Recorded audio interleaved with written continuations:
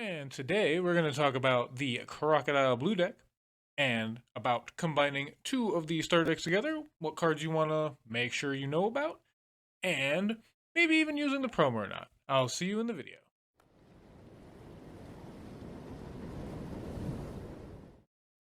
Welcome back, crewmates, to the Tabletop Pirates. Today we're talking about the Blue Crocodile deck and what I did to change it up for the limited deck battle, which allows you to take two starter decks and throw them together and allows you access to the first promo pack of the game. So what does the first promo pack allow you access to? Because it's not in this starter deck. It gives you access to this Crocodile, which is a 4-cost 5k, has 1000 guard, and by putting a dot under him, he gains blocker. Okay, so he's a 5k vanilla that can be a blocker. It's not great, it's not terrible, but I actually will explain to you in a bit that I actually test this card. And it's not the best, but I think it is as good or better as what I replaced it. As what it replaced, I suppose, would be the better. So here we have the deck as it is from the box.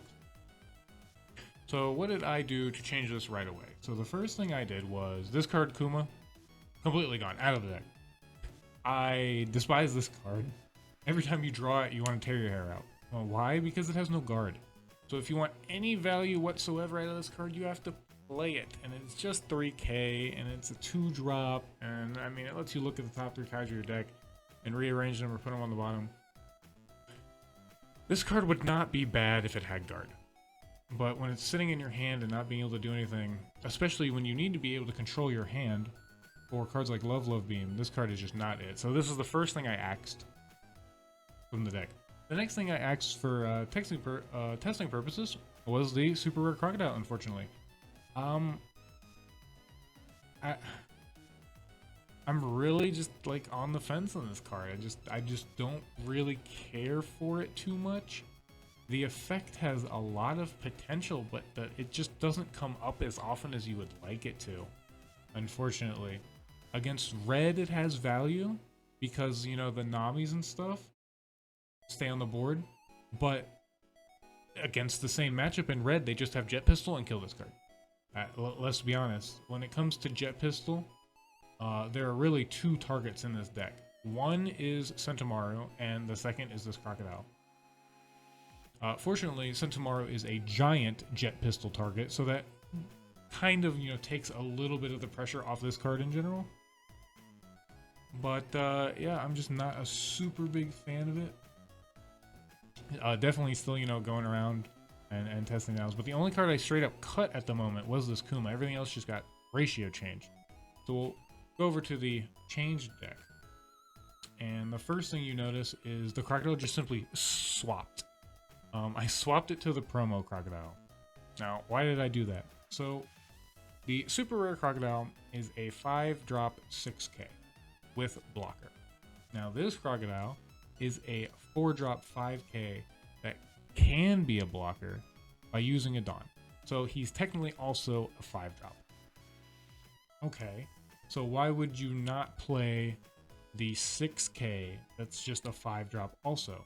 The reason I did that was purely because this Crocodile has a guard. That is really the reason why I wanted to test this one over the other one.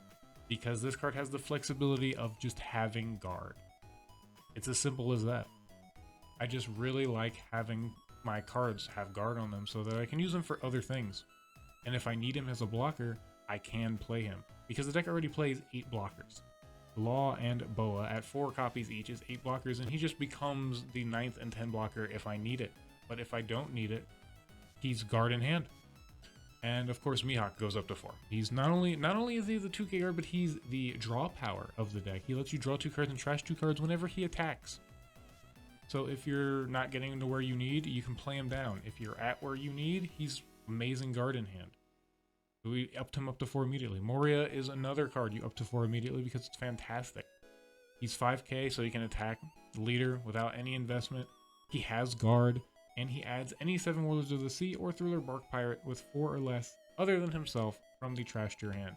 So he can get back Mihawk, which is a prime target because he's the 2k guard, And he can also get back Law, which is the other prime target because he's 1 cost and a blocker. So for 5 in total, you get to play the Moria, which is an attacker on the next turn, and defend yourself with a Law. Pretty much we just boosted Marshall D. Teach to 4. I ended up, the buggy, you know, that was the other card we cut because he is the 1-drop 3k vanilla, so you pretty much just replace him with anything, which the Blackbeard has guard, so they serve the same role in that respect. No reason not to just play the Blackbeard over the buggy.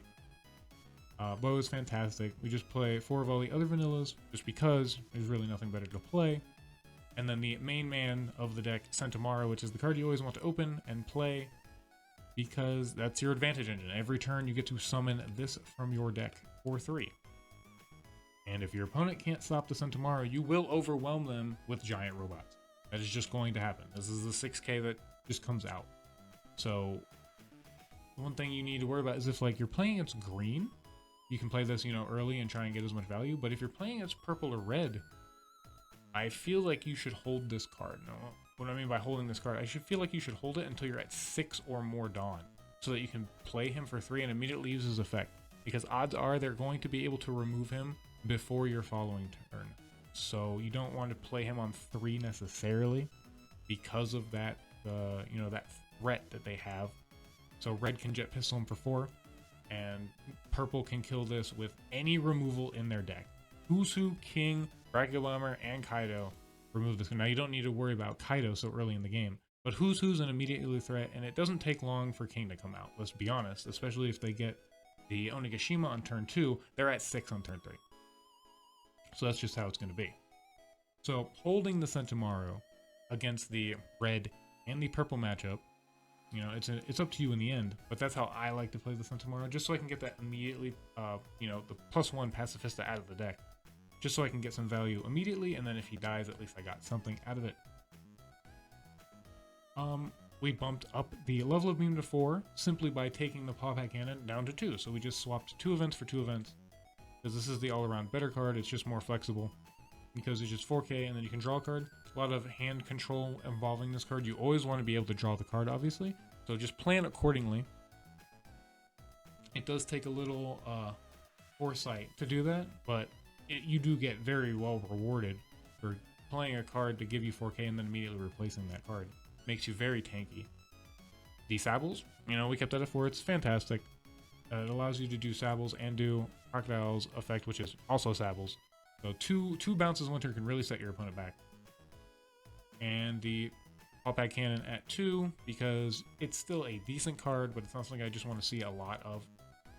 And of course there's the combo with the blockers, which you can bounce your blocker back to your hand so you can use it again, which is nice.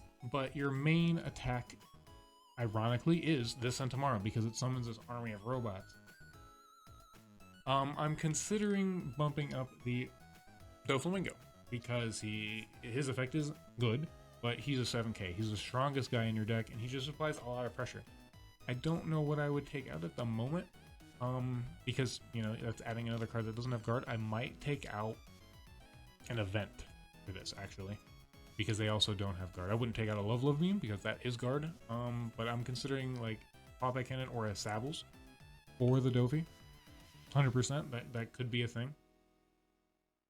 Because of the Mihawks and the Love Beams, drawing into him is not too big of a problem, but you know, you would like to see at least one of them per game, so bumping him up to 3, not terrible. And if you end up drawing too many, you do have Mihawk, which is very nice. You get to draw and discard cards you don't want. All around, the blue deck is very nice. You do have to be careful how you play the deck. It's a control deck, you know. Those type of decks, you can't just throw cards on the table. You have to think about what you're doing and make sure like you controlling how your opponent's playing the game. Very important with this type of deck.